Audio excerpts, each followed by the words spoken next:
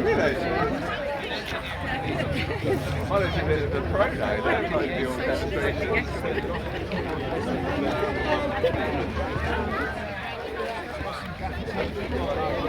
Hello everyone, thank you.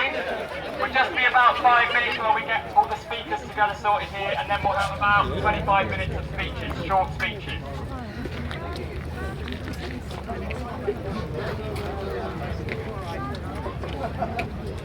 Quarantine copy of the NHS.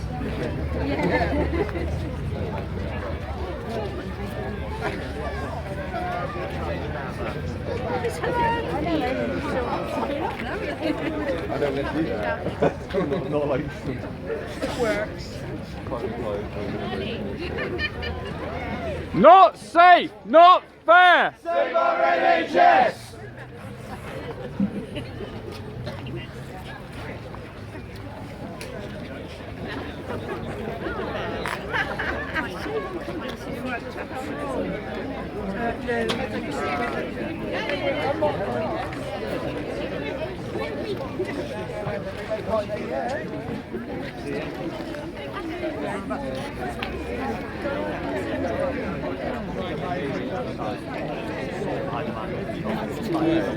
Yeah. Well, we were amongst that number because we didn't get back in terms of the start. No, I know. Well, I had to sort of leg it there and just caught up with the missed.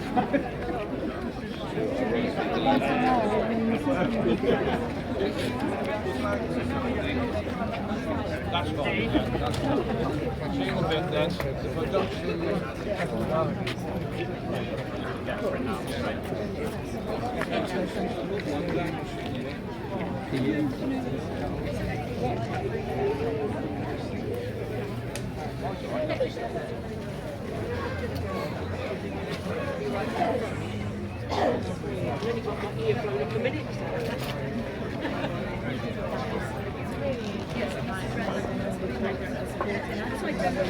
Thank you for coming. I'm running out of voices.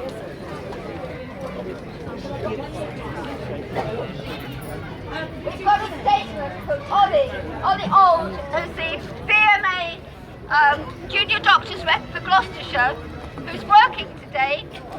He said the government have given up on negotiations and decided to impose a contract on junior doctors. The fundamental issues at the core of this dispute remain unresolved. I've been told I've got to start again. Can you make it any louder? The government have given up on negotiations and decided to impose a contract on junior doctors. The fundamental issues at the core of this dispute remain unresolved. Junior doctors are being asked to work more antisocial hours for no increase in pay, and in some cases significant reductions. Alongside this, a weaker system of hour monitoring will provide less protection against excessive hours. The government has never been clear on what they mean by 7-day services and deliberately mislead the public during this debate. If they are serious about improving services, then they need to commit to the investment of the NHS that the NHS deserves to make this a reality. That was Ollie Old, senior doctor organiser for Gloucestershire BMA rep. The next speaker is a trade unionist, Reg Beakley from Unite Health branch, who will explain some of the things that have been happening in Gloucestershire since we met here 3 years ago and were discussing the attacks on the NHS then. Way to go, Reg! Can everyone hear? Ladies and gentlemen, ladies and gentlemen, colleagues and comrades. First of all, let me say that Unite fully backs the junior doctors in their fight. Okay. First of all, let me say that Unite fully backs the junior doctors in their fight against the imposition imposed by Jeremy, kept the spelling, Hunt. We did in 1975 and we do now.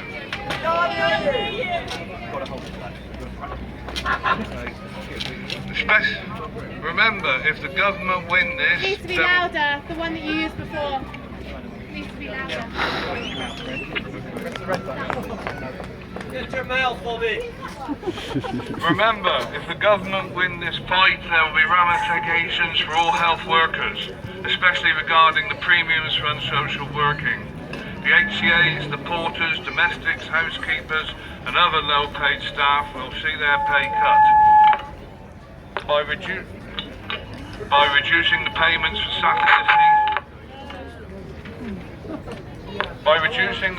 for Saturdays and evenings, the present evening premium will be moved from 9 till 10 and the Saturdays for all staff will become a normal day. Remember, these workers on lower pay rates rely on these payments to make their wages enough to live on. We also congratulate REACH in continuing their fight against the downgrading of Cheltenham General Hospital's A&E, which, as well as being ridiculous, not only for a town of this size, but for the knock-on effect to the East Cotswolds. CQC were critical recently of Swindon's Great Western Hospital's A&E. But when not only ambulances, but the general public from the East Cotswolds are turning up there because of not only that decision, but the recent removal of the doctors from Cirencester's Miners Injuries Unit. If you live in the North Cotswolds and need an ambulance, well, you could find yourself in Warwick or Banbury. The minor injury units at Stroud and Cirencester are ever increasingly being closed, not only late at night, but in the late evening because of staff shortages. And now the night porters are being withdrawn from Cirencester and Stroud hospitals, another loss of pay for low-paid staff. But even worse, nurses and HCAs are expected to answer the door to whoever might turn up, including drunk or violent gangs of youths. So what will be the answer to this? Well, many expect that these two minor injury units, which are at present open 24 hours, will be closing at 11 p.m. This, along with the constant reviews which downgrade staff grades and the removal of posts, are not only causing staff to work under so much pressure, but morale has come so low. The staff that are left are expected to cover the work for those that have left. This is not efficient, this is cruel. Also, it causes stresses to patients who arrive for clinics to find a sign on the desk saying, if this desk is not manned, take a seat and somebody will be with you. So, you're ill, you're oncology, renal or some other major illness, and that's what you find. So you arrive early, about 10 minutes early as most do, before the appointment time, and you sit there and wait. Your time comes and you're still sitting there. Now it's past your time and you are still sitting there, waiting and getting very stressed, wondering if you're in the right place or worse. This is not fair on patients. Yes, it is sometimes about money, but it's also always about the patients which health workers care about. They are losing pay and patience, and morale is falling to new depths. Are these the cuts that the government call efficiency savings? Thank you. Well done, Greg. Thanks for Prime Minister.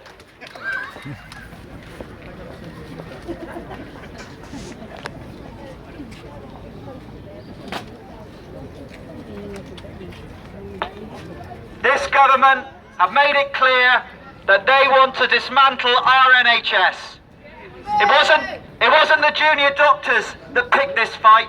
It was Hunt and the Tory government. They are the ones imposing the contracts for doctors to work unsafe, dangerous hours with less overall pay. Hunt thought he was going to have an easy victory, but he can think again. We think that if doctors are used to working 70 hours a week, do you think they're going to have the stamina left to fight Hunt? Of course they are. If they can do 70 hours, they can fight this government. But they shouldn't be doing it on their own. The fight is not just for the junior doctors. This fight, as we all know today, is to save the NHS. That's what's at stake today, and that's why we're here. Hey! And we know if they get away with imposing the contracts on the doctors, then it's the nurses next. No one disagrees that we need to improve the cover and services for the NHS, and over the whole week if it needs to be. But that needs extra staff and extra funding. That's what's needed. This dispute is more than about pay and contracts. It's about this government trying to destabilise the NHS, run it down and claim it's failing, and then pass it over to their mates in the private sector. They want lower pay and flexible doctors and flexible health staff because that's more attractive to the private sector. And that is what is at stake today, and that is why people have come here to fight for the NHS. Yay! 57,000 junior doctors are starting to feel their collective strength. Who would ever have thought a professional association would have led the struggle to save the NHS? But that's where they are, and we should give a salute to the junior doctors who've been on the picket lines and been there day after day, and the picket lines they've got lined up for further ahead. We should salute them today.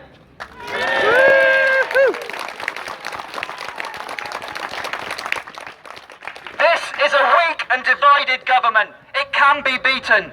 We're stronger together. And that's why we have mobilised the community support today. That's why we're here to give support and to give confidence to those doctors. Also, every single person here today can do something. The trusts do not have to impose the contracts. Now, the government have said if the trusts don't impose the contracts, they could have penalties, they could take away some of their budgets. But we think the more pressure that comes onto those trusts, the more likely they are to not want to impose the contracts. And there is a board meeting of the trust on the 24th of March, and we'll be discussing with Ollie, who gave his statement at the start, about whether we lobby that meeting there and tell the trust exactly what we think they should be doing about the contracts. We're all here to defend the NHS, a publicly funded, properly funded, democratically, publicly owned NHS. We're stronger together. But the rest of the trade union movement and the community has a responsibility to defend the NHS, especially the other health trade unions. Last year, nurses took strike action over a measly 1% pay increase, which is a pay cut. So did maternity staff. We can't leave the doctors to fight alone. We need an emergency national Saturday demonstration to defend the NHS and support the junior doctors. And there should be coordinated industrial action across health workers to defend our NHS. The quickest way to force this government back down is if the TUC coordinated trade union movement and took their responsibility seriously and called an urgent special meeting, inviting the BMA to that meeting and other health unions. That's the kind of action we need. Now, there are model motions that have been put forward by the National Shop Stewards Network. If you go and see any of the Socialist Party members or the Socialist Party stall, you can pick up those motions, take them back to your trade unions. Let's put some pressure on the TUC. They should be backing the doctors. Thank you. Also, we could write to Jeremy Corbyn and we should say, Jeremy, you should be promising to rip up these contracts if a Labour government gets elected. That's the kind of thing we need. The NHS is the lowest spending as a percentage of GDP since 1951. That's part of the reason why we have crisis. And because we have PFI, which has forced 181 trusts into deficit. There's not enough staff, not enough nurses, not enough doctors. That's why the A&E crisis is also upon us. We need more training for NHS staff, and we should make sure the bursaries for the nurses don't go as well. So what could we do to get that money? Well, first of all, cancelling all the PFI payments. That's £2 billion a year for a start. Nationalise the pharmaceutical industry. That would save £3 billion. And then the CEOs in Britain today, they earn as much in 2.5 weeks as most of us do in the whole year. Okay. We need full support for the junior doctors and their strike. coordinate action amongst other health staff, build community solidarity, build for a national demonstration, and that's how we defend our NHS. Thank you. Yeah!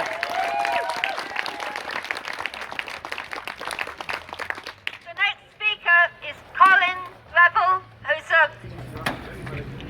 who's an RCN member. He's a rep for the union for nurses in the southwest, and he's going to speak to you now about the situation facing nurses. My name's Colin. I'm the RCN Students Committee member for the Southwest. The government has recently dealt a crushing blow for future nursing students by announcing that it's going to scrap the NHS bursary. This bursary has been vital to those who have received it and has long helped students to afford to train and become registered nurses. Without the bursary, many students who are currently studying to join this wonderful profession would not have been able to fulfil their ambitions to become nurses. We should all be very worried about what this move means for the future of our NHS, for future colleagues, and above all for the future of patient care. Nursing and allied health professional students are not like other students. We spend half of our time working in hospitals, care homes and community settings, doing clinical work, often helping to ease the effects of reduced staffing levels. Our academic year is considerably longer than most other degrees, and we still complete our academic work whilst working on the NHS placements full-time. All this ensures that we have limited opportunities to earn money while studying, and this change will effectively expect students to pay in excess of £56,000 for the privilege of working in our NHS.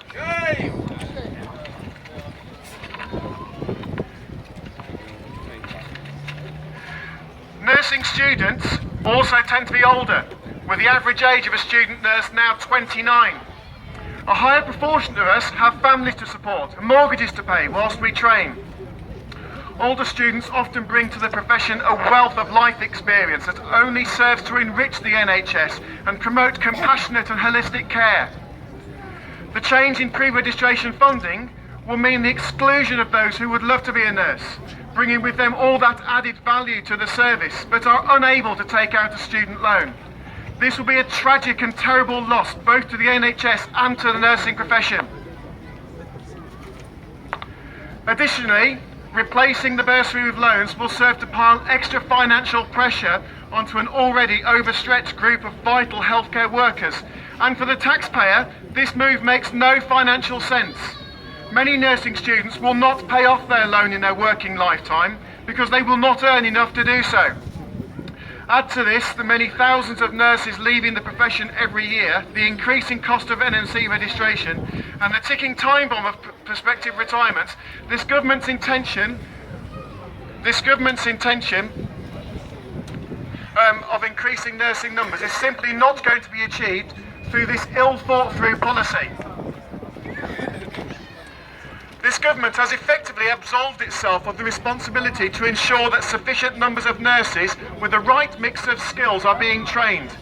It is devolving without due care and attention our nurse training to a completely new and untested market system at a time when the NHS is crying out for greater stability, not less in the supply of newly qualified nurses. And they have done all this with too many unanswered questions, including how will the system of placements cope? What about the projected increase in student nurses, and what safeguards have been designed to ensure that there will be no negative impact on patient safety?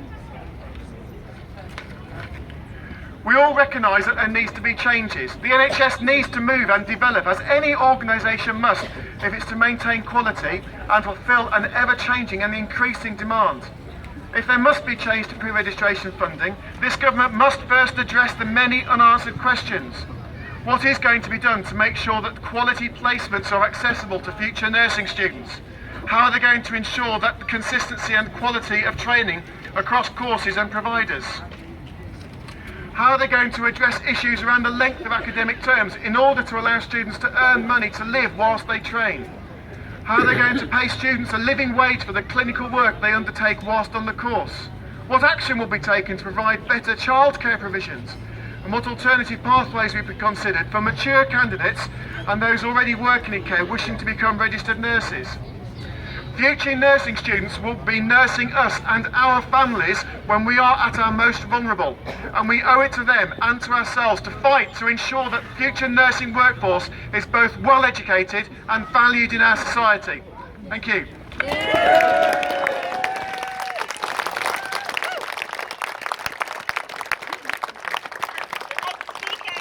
Charlotte, a junior doctor who I've witnessed on picket lines in Cheltenham yesterday, on Wednesday. Very active, very determined, and I'm sure you'll be very appreciative of what she has to say.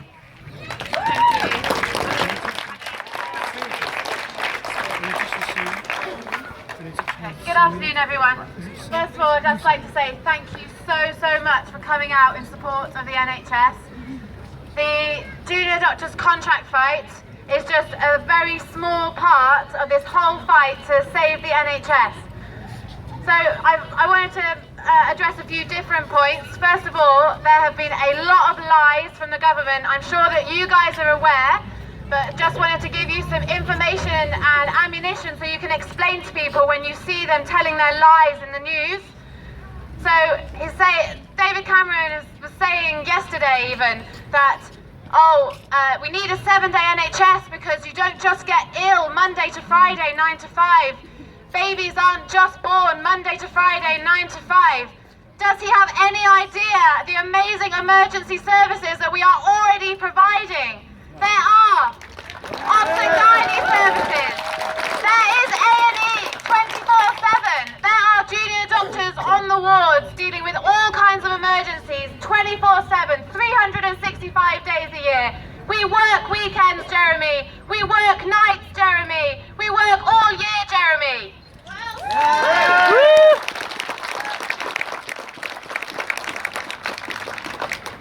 Trying to use the argument that we need a 7-day NHS to change junior doctor contract is completely flawed.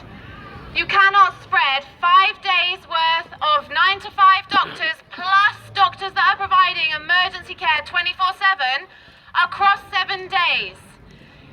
We are not overstaffed in the week, and we cannot be then spread to the weekend. They are not proposing that we actually work more hours. They just want to spread us thinner across the week.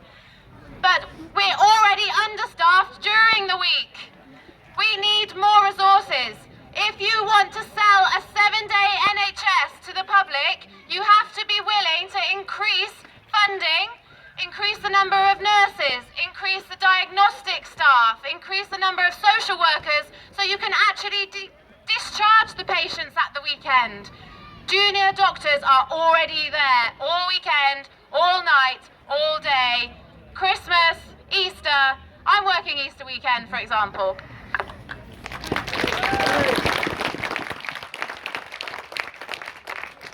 Another one of the terrible lies that they have told is that they are actually giving junior doctors a 13.5% pay rise.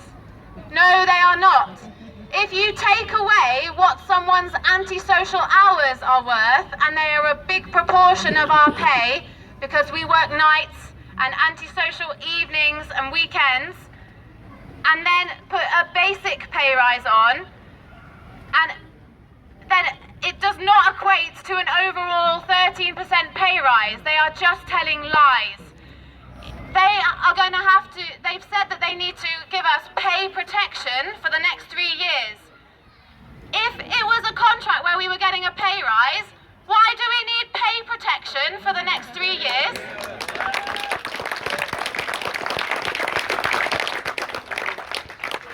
What really worries junior doctors about this contract, and it's not about pay, this contract is not ready, and they have no idea about the massive consequences it is going to have on patient safety.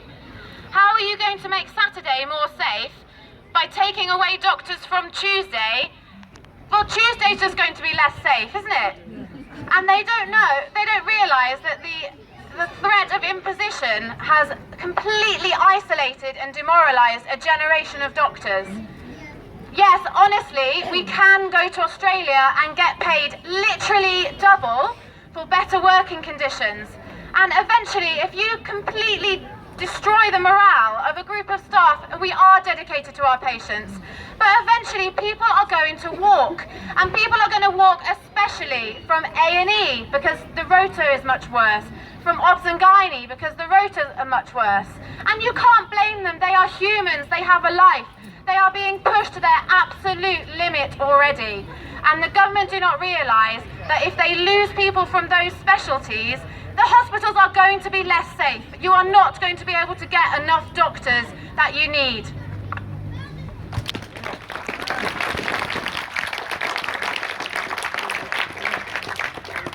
The other part of our dispute, and it's not just about the value of Saturdays, that is one of our sticking points, but there are some really, really big losers in this contract, and whilst some of us have seen that our pay might be protected, it's not a case of, oh, I'll be all right. There are some of our colleagues who are going to massively lose out, and that is who we are defending. Women who have children, junior doctors, or anyone who's not a consultant, that is women in their late 20s, 30s. Of course they're going to have children. There is already a massive gender pay gap across all jobs in this country. That is not acceptable, and this contract makes it worse within medicine, even worse. So it's more unfair on trainees that have children that then go less than full time. People who go on maternity leave will be stuck at a place on the pay scale for even longer. This contract is unfair to women and unfair to people that take time out to do really amazing work in research and, for example, to do a PhD because they genuinely care about advancing science and advancing medicine. And these people are the ones who are going to get punished by this contract.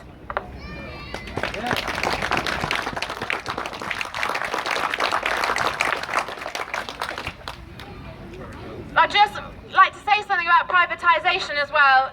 You know, it's already happening. The Health and Social Care Act 2012, firstly, it removed the duty of the Department of Health and the Secretary of State for Health to be responsible for healthcare for all people in the country. It very subtly changed to a membership scheme by which you must be registered with a GP to have the right to healthcare in this country. It has also made it compulsory for there to be competition between providers of healthcare, such that you've got people like Virgin Healthcare cherry picking the kind of services which are very easy to provide and make money, and leaving with the NHS the things which are difficult, tricky, mental health, elderly patients, disabled patients.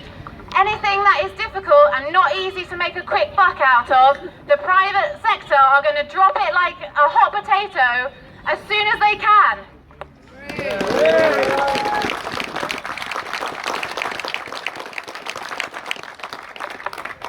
And I'm sure that I'm preaching to the converted here, but the last thing that I wanted to say is because when we've been on the picket line, the majority of the public have been really, really supportive.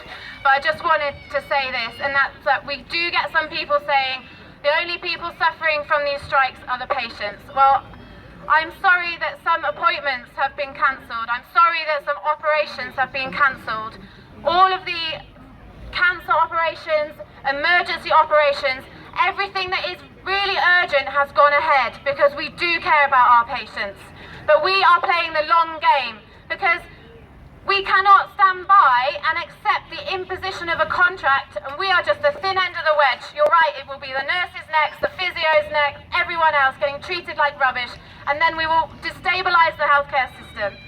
So what I would say to the people that are saying only patients are suffering from these strikes is that we are trying to protect the NHS for you in the long term, because we believe in the health service free at the point of need.